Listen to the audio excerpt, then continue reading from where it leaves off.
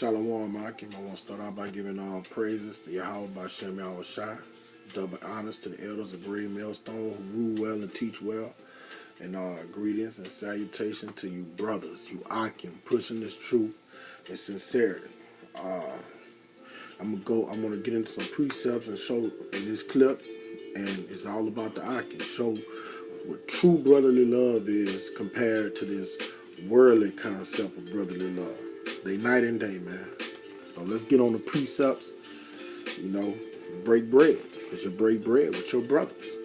And likewise, hoping a member of the elect of the brotherhood that can get this and be edified. So I'm gonna start off at Matthew chapter 22 and start at verse 36. And one of the disciples asked Yahweh Shai, Master, which is the greatest commandment in the law? And Yahweh Shai said unto him, our great king replied, Thou shalt love thy power with all thy heart, with all thy mind, and with all thy soul. And the way you love the Most High, according to John 14 and 15, you got to keep his commandments. If you love me, you'll keep my commandments. All right. Verse 38. And then he said, and that is the first and greatest commandment. That's the first greatest commandment. Love our power. Love our Creator with all thy heart, with all thy mind. Keep those commandments. And the second is like unto it. Thou shalt love thy neighbor as thyself. And thy neighbor is thy brother. Because I know you're going to have a sipper nigga talking about thy neighbor. The neighbor in these days in Israel, your neighbor, the only people live about you was the tribes, the other tribes. Those were your neighbors. You ain't have no Moabite living next door to you. We wouldn't allow that. Your neighbor is your brother, a person of your nation.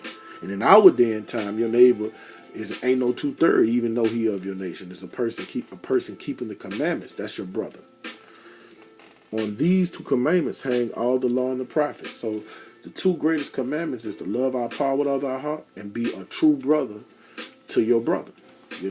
That's how you please the Most High. That's what's well pleasing him, when he see brothers in unity, keeping his commandments, doing his will. We go to precept in Corinthians.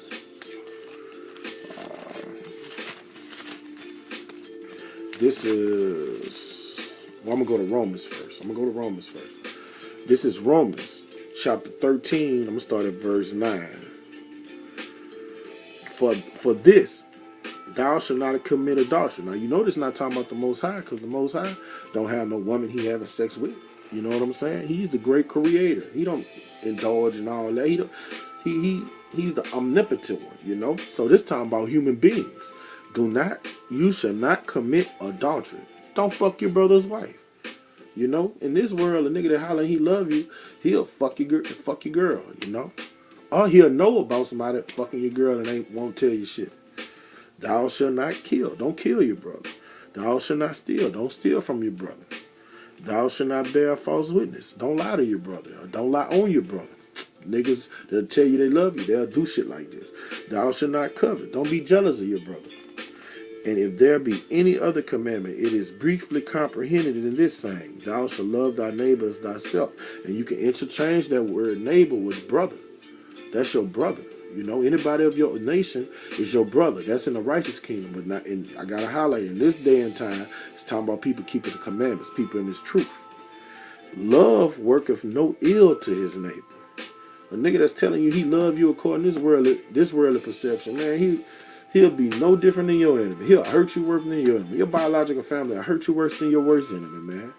Love working no ill to his neighbor. If something gets on your brother's nerves and you see it's an issue for him, you don't go bring it up to him to tease him and make him mad because you see it's burning him up.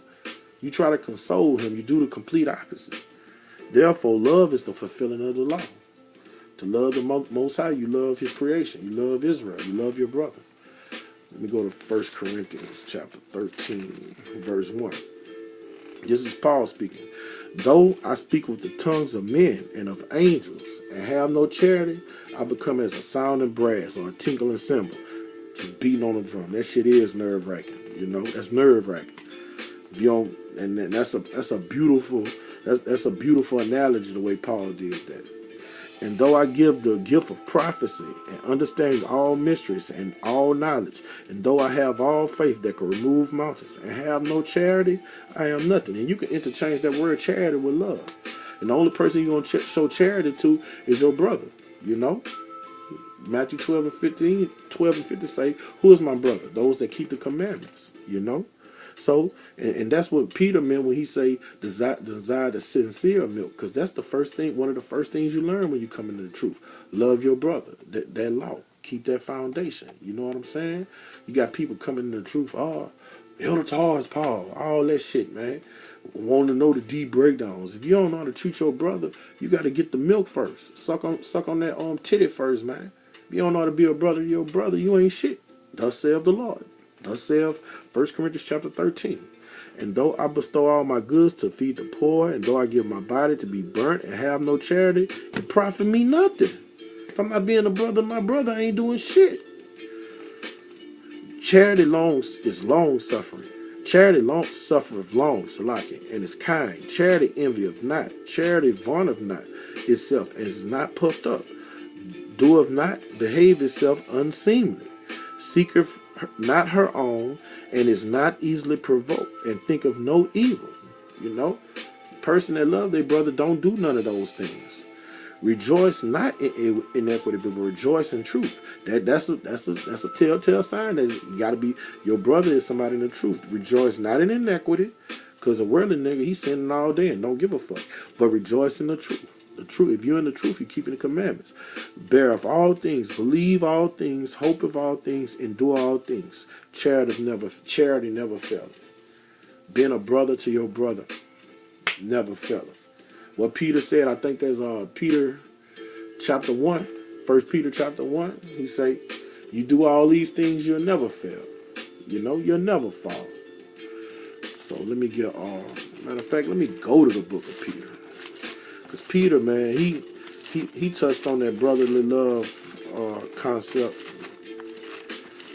numerous times. He got a few precepts over here. This is 1 Peter chapter 1, verse 22. Seeing that you have purified your souls in obeying the truth through the Spirit. So that means seeing that the Spirit, according to John 63, is the word of the Lord. So the way you purify your soul is and like the book of Ephesians say, the washing of the word. You know, that's the way you purify yourself. That's the way you wash yourself clean, is by eating this whole roll, studying this roll. Unto own unfeigned love of thy Akim. And that word unfeigned in the Greek is anopokratos. Anopokratos. And it means undisguised, being sincere, true love, not that fake shit. See that thou love one another with a pure heart, fervently. You know, fervently comes from the word fever, mean be hot, man. Be hot. Go to Romans chapter 12, verse 10.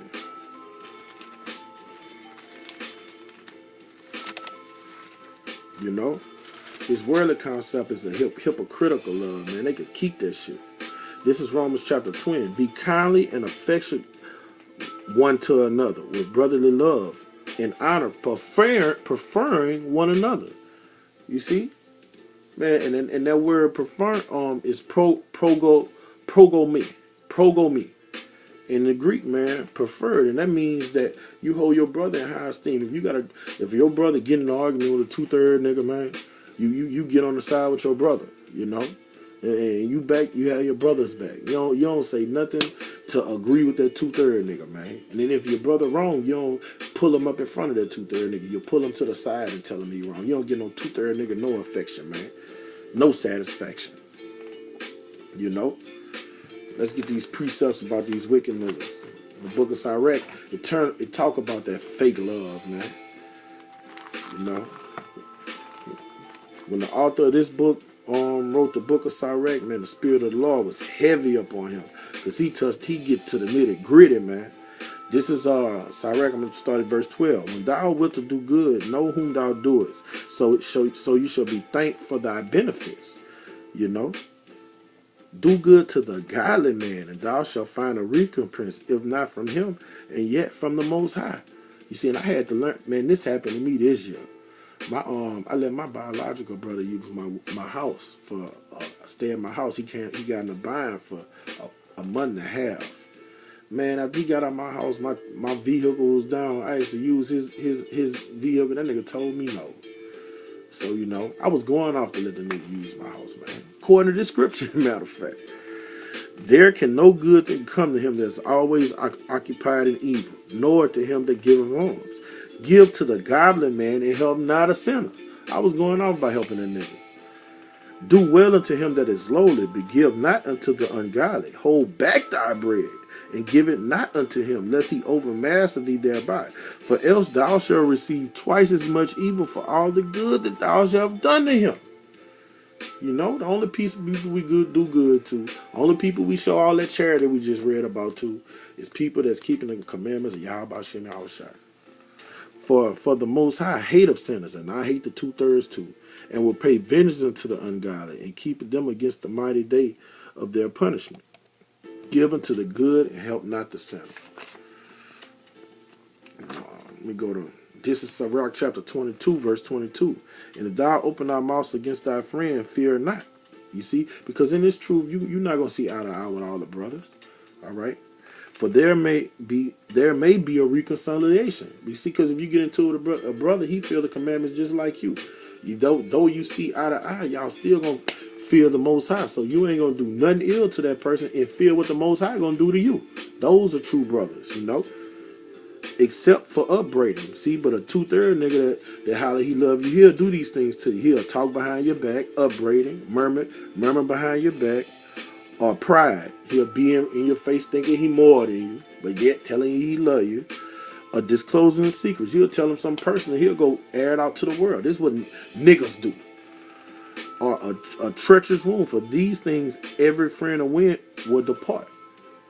You know? And that's worldly love. Niggas that holler they love you, these are the things they do to you. You know? In this verse 25. I would not be ashamed to defend a friend. That's how a brother is. If my brother get into it, a 2/3 nigga having a debate with a 2/3 nigga, I'm on the front. I'm in front of, I'm right there with my brother. Let's get it. You know? I ain't saying nothing to agree with the 2/3. And if my brother, even if he wrong, I'm going to pull him to the side and tell him he wrong. Neither will I hide myself from him. You know? I'm going to be there with him on the forefront. And if anything happened to me by him, everyone here will beware of him. You know? So when you being good to somebody and they reward you with evil, the Most High say, everybody going to know about it. You know? Good name far above rubies. And I'm going to leave off with this one. This is Matthew 29 in verse 17. And he that is an unthankful mind will leave him in danger that deliver him. You know, and that's what happened with me and my biological brother. You know, I did good to him. Woe is me. That's my fault. I know the scriptures, you know. But that biological shit, man, you got to get that shit out your system when you come in this truth, man. They niggas. At the end of the day, they niggas. They 2/3. You know what a true brother is. You know? And if you don't know, here go a precept to show you. This is Matthew chapter 12, verse 50. For whosoever do the will of my Father which is in heaven, the same is my brother. A brother keeping the commandments of the Most High, out there blowing their trumpet, fishing for their elect, casting out their net. A brother out there on that corner prophesying the doom and gloom of Babylon. It ain't talking about these other fucking camps. Somebody teaching sound doctrine. Somebody saying the chip is the mark of the beast. You know, somebody understand the issue of rape. You know, 1 Corinthians 2:16 say we all have the mind of Christ. We all on one accord, man. 1 Corinthians 1:10 say be of one accord. We all on one accord. Those are your brothers. Like-minded men, you know. Faithful men, you know. Those are your brothers, man. And with that, all praises and honor, Yahweh Shem Yahushua, double honors to the elders, a great millstone, and peace, shalom, blessings, and peace and blessings to my true Akim, my brothers, the men of GMS. I bless you, brothers. Barakatah. With that,